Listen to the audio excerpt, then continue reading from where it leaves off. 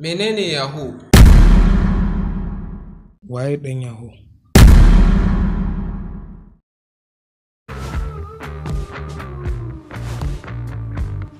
Kalmar Yahoo a turanci ma'anarta shine mai taurin kai, rashin ji, mai son surutu ko mai son tada zaune tsaye ko wani abu makamancin wannan. Ta bangaren na'ura kuma kalmar Yahoo na nufin yahoo.com.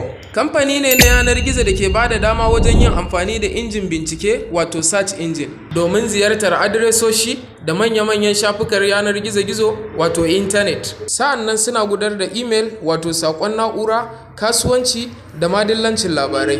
Waye ɗan Yahoo?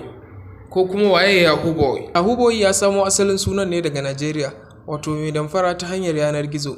Daga turanci ana kiransa da internet fraudster. Idan aka ce internet fraud ya danganci dukkan wata damfara da za a yi ta hanyar na'ura, kama daga kan email, website, chatroom ko message. Internet fraud yana da rabe-rabe da yawa, misali kamar phishing, data breach, scams, spam, spyware, phishing, identity thief, internet banking fraud da sauran mabambantan hanyoyi suna nan dai da yawa.